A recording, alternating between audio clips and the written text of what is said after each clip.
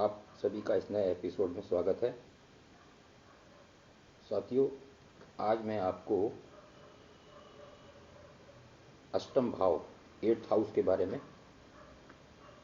कुछ जानकारी दूंगा। तो जैसा कि आप जो ज्योतिष को थोड़ा बहुत जानते हैं, उनको पता है कि 8th हाउस हमारी जन्म कुंडली का सबसे बड़ा दुख स्थान है, या सबसे मोस्ट हॉन्टेड हाउस जिसे कहते हैं। ये भाव सबसे बुरा है कुंडली का, अष्टम भाव। इसको आयु भाव के नाम से या मृत्यु भाव के नाम से। भाई, अगर आयु देखेंगे तो इसका मतलब ये पता चलेगा कि मृत्यु कब होगी, और मृत्यु देखेंगे तो इसका मतलब आयु कब तक की है। तो चाहे आप किसी भी तरीके से कह लें, थोड़ा आयु भाव कहने में थोड़ा सा अच्छा लगता है, इतना डरावना नहीं लगता। लेकिन अगर मृत्यु भाव कहते हैं तो थोड़ा सा, खैर चलिए, ये जो हमारे 6, 8, 12, 3 जो स्थान कहे गए हैं, दुख स्थान जो कहे गए हैं, तो उसमें 8 नंबर सबसे ज़्यादा बुरा बताया गया है। 8 नंबर, और 8 नंबर का स्वामी जो भी बनेगा अष्टमेश। हालांकि ऐसा नहीं है कि 8 नंबर खराब है, लेकिन चूँकि 8 नंबर से काफ़ी सारी इस तरह की चीज़ें होती हैं, तो आयु मृत्यु जैसा होता है, तो इसीलिए उसको ज़्यादा बुरा मानते हैं। 8 नंबर से भी आपकी बहुत सारी पॉजिटिव चीज़ें भी होती हैं, तो इसीलिए ऐसा नहीं है, इसको डरना नहीं चाहिए 8th हाउस से, ना इसके जो इसमें ग्रह है उससे डरना चाहिए, है ना। तो उसको, वो तो कोई भी ग्रह कहीं भी पड़ा होगा, इवन फर्स्ट हाउस में ही पड़ा होगा, अगर उसकी पोजीशन ख़राब होगी तो वो भी आपको नुकसान पहुंचा सकता है, वो भी आपको अशुभ फल दे सकता है। और 8th हाउस में कोई अच्छा ग्रह पड़ा हुआ है और उसकी अच्छी पोजीशन है, तो वो भी आपको बेनिफिशियल हो सकता है, आपको शुभ फल दे सकता है।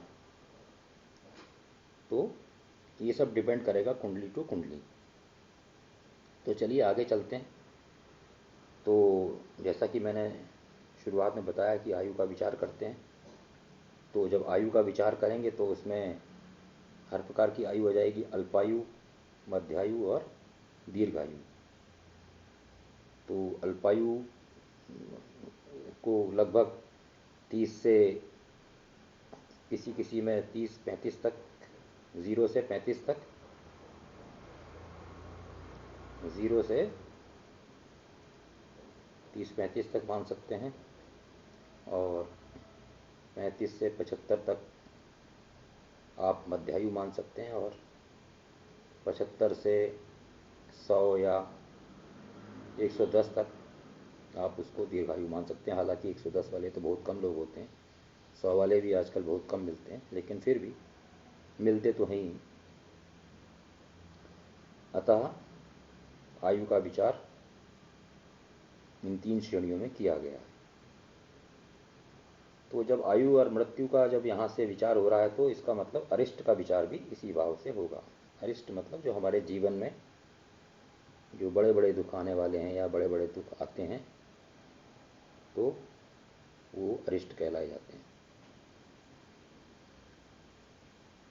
तो इसी श्रृंखला में आगे फिर मरण विधि कि जब आदमी की मृत्यु हो रही है तो किस तरीके से उसकी मृत्यु होगी, नॉर्मल मृत्यु होगी कि बीमारी के बाद होगी, या एक्सीडेंट से होगी, या किसी शस्त्र के द्वारा होगी, कोई गोली मारेगा, या डूब के होगी, या आग में जलने से होगी। ये सारी जो तौर तरीके हैं वो भी 8th हाउस से हम मालूम कर सकते हैं। आत्मघात मतलब सुसाइड, कि वो व्यक्ति सुसाइड तो नहीं करेगा, ये भी 8th हाउस से देखा जाएगा। कहने का मतलब है कि किसी भी प्रकार की मृत्यु किसी भी तरीके से, वो सारी जो है 8th हाउस उसको डिफाइन करेगा। उसके बाद हम विपरीत राजयोग भी देखते हैं। विपरीत राजयोग हम 6, 8, 12 तीनों भावों से देखते हैं। तो आपको मैंने बताया भी है विपरीत राजयोग, लेकिन फिर भी चलिए आपके रेफरेंस के लिए दोबारा बता देता हूँ। विपरीत राजयोग में क्या होता है कि जब 6, 8, 12, 6, 8, 12 इन तीनों के स्वामी, ठीक है ना, ध्यान से सुनिएगा, इन तीनों के स्वामी, इसमें बैठे ग्रह नहीं, इन तीनों के स्वामी। मान लीजिए यहाँ पर 6 नंबर की राशि है, ठीक है, तो इसका स्वामी कौन हुआ? बुध हो गया, इसका स्वामी हो गया बुध। जैसे यहाँ पर 8 नंबर लिखा है मैंने, इसका स्वामी कौन हो गया? मंगल हो गया। इसी प्रकार 8, 9, 10, 11, 12, यहाँ पर क्या आएगा? 12 नंबर आएगा, इसके स्वामी कौन हो गए? गुरु हो गए।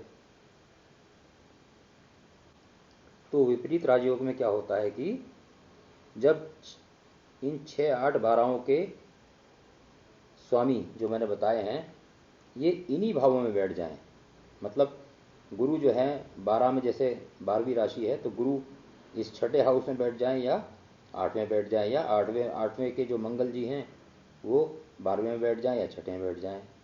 आपस में तीनों कहीं भी बैठ सकते हैं। पहली कंडीशन तो ये होनी चाहिए, और दूसरी कंडीशन ये होनी चाहिए कि उस ग्रह पर किसी ग्रह की दृष्टि नहीं होनी चाहिए, ठीक है ना। मान लीजिए जो बुध यहाँ पर 6 नंबर की राशि है या 8 नंबर की राशि है, मंगल मान लीजिए यहाँ पर बैठे हैं, उदाहरण के लिए मैं बता रहा हूँ आपको, और मंगल पर किसी भी ग्रह की दृष्टि कहीं से भी नहीं पड़ रही है, तो ये विपरीत राजयोग बनाएंगे। लेकिन अगर यहीं पर मंगल बैठे हैं और मान लीजिए यहाँ पर शनि बैठे हैं, तो ये विपरीत राजयोग नहीं बनेगा, क्योंकि शनि 1, 2, 3 देखिए तीसरी दृष्टि से देख रहे हैं, या यहाँ पर 12वें भाव में चंद्रमा बैठे हैं फॉर एग्जाम्पल, तो चंद्रमा की दृष्टि मंगल पर पड़ रही है, तब भी ये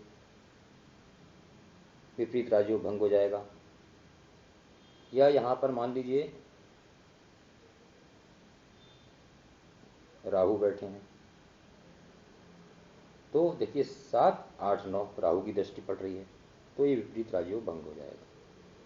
लेकिन इसमें एक कंडीशन है कि अगर मंगल यहाँ पर अष्टमेश है ना, तो मंगल पर अगर बुध की दृष्टि कहीं से पड़ रही है या गुरु की दृष्टि कहीं से पड़ रही है, कहने का मतलब है कि अगर दृष्टि पड़े तो इन तीनों भाव के स्वामियों की पड़े, 6, 8, 12 के, तब वो विपरीत राजयोग कंटिन्यू करेगा। मैं उम्मीद करता हूँ कि आपकी समझ में आ गया होगा। तो विपरीत राजयोग क्या करता है कि हमको, जब हमारी परिस्थितियां बहुत विपरीत हो जाती हैं हमारे जीवन में, तो उस समय बहुत अच्छा इफेक्टिव होता है और हमको काफ़ी शुभ परिणाम देता है। कहने का मतलब है हमको उस समय ब्रह्मास्त्र के रूप में हमारा बचाव करता है। तो अष्टम भाव में ग्रहों का फल ये इसी में आ गया। स्त्री की वाणी का स्थान, क्योंकि ये हमारा सप्तम भाव हमारी पत्नी का माना जाता है, तो सप्तम से नेक्स्ट 8वां हुआ। जैसे हम लग्न से, यहाँ पर हम लग्न के बाद ये लग्न होता है ना, लग्न, इसके बाद लग्न से सेकंड भाव हम इसको वाणी का बोलते हैं। तो इसी प्रकार ये हमारी पत्नी हुई, तो पत्नी से सेकंड भाव यानी 8वां भाव हमारी पत्नी की वाणी का होगा।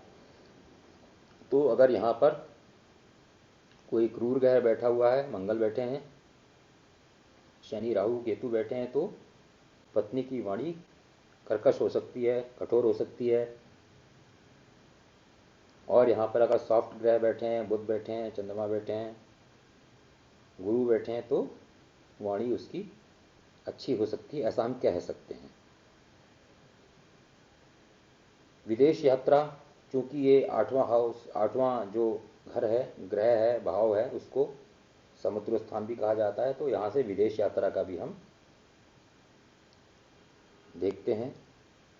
तो विदेश यात्रा कैसी होती है? विदेश यात्रा मतलब समुद्र को पार करके, मतलब बहुत दूर की यात्रा, ठीक है ना, जो कई हजारों किलोमीटर की दूर होती है। तो 8वां स्थान रहस्य का भी स्थान है। इससे हम किसी के जीवन में क्या कोई रहस्य है या वो रहस्यमय है, ये सब देखते हैं। रिसर्च, अगर कोई पीएचडी कर रहा है, रिसर्च कर रहा है, इस प्रकार के कोई कार्य कर रहा है, शोध कर रहा है, तो वो सब कार्य भी हम 8th हाउस से देखेंगे कि वो उसमें रिसर्च में सक्सेसफुल होगा कि नहीं होगा। अगर अच्छा भाव होगा, भाव पीड़ित नहीं होगा, बैठा हुआ ग्रह अच्छी पोजीशन में होगा, तो रिसर्च में अच्छी सक्सेस पाएगा।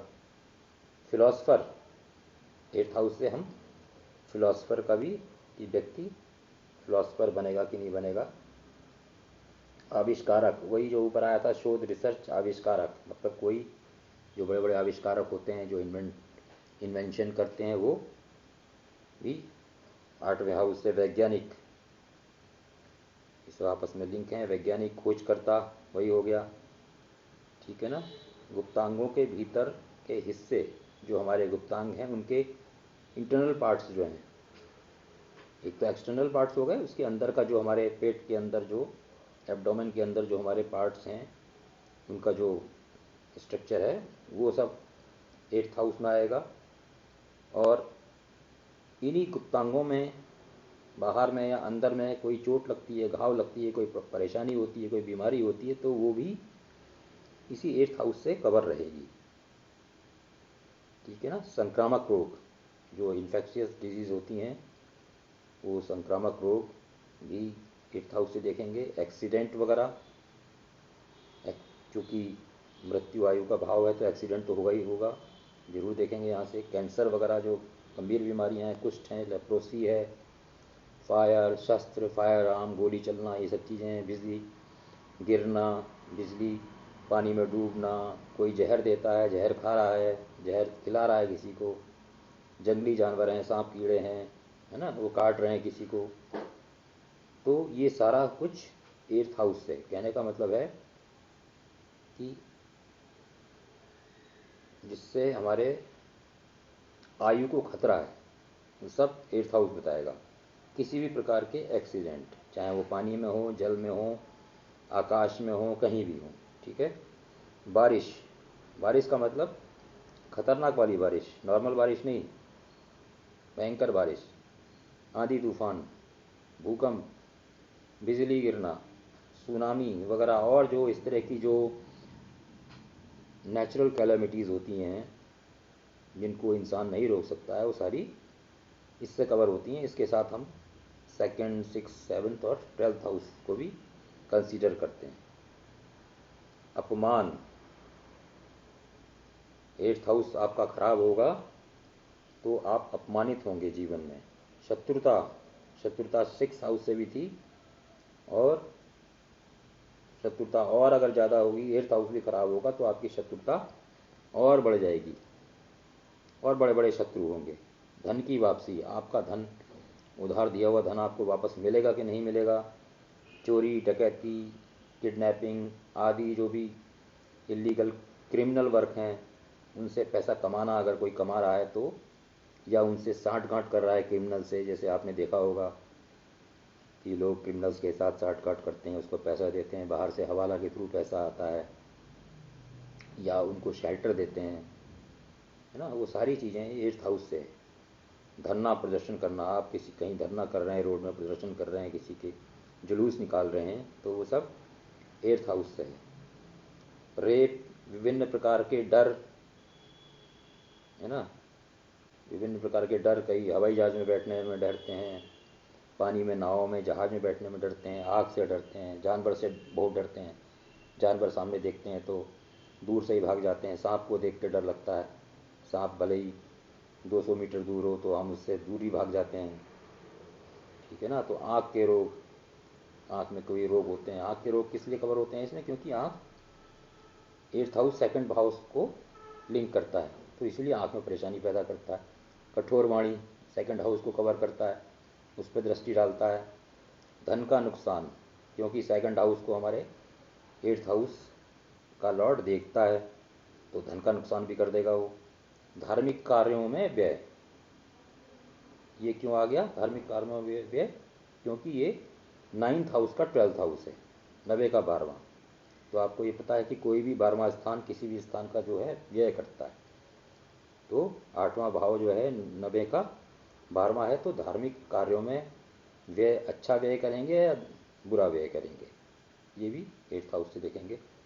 और अनाथालय में, नारी निकेतन आदि जो इस तरह की संस्थाएं होती हैं, वृद्धावस्था जो आश्रम होते हैं या इस तरह के, उस संस्थाओं में आप अपना खर्च करेंगे, इन्वेस्ट करेंगे, ये सारी चीज़ें इसमें 8th हाउस से कवर रहेंगी।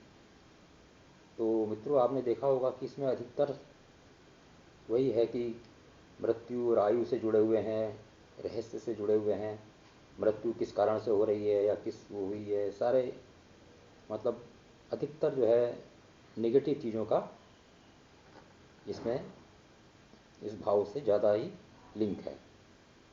तो हालांकि ऐसा नहीं है, पॉजिटिव भी हैं, आपने देखे होंगे, रिसर्च वगैरह है या विदेश यात्रा है, ठीक है ना, इसको आप पॉजिटिव भी ले सकते हैं, वैज्ञानिक है। तो फिर मिलते हैं अगले भाव की नई जानकारी लेकर। तब तक के लिए आप सब लोगों को मेरा नमस्कार।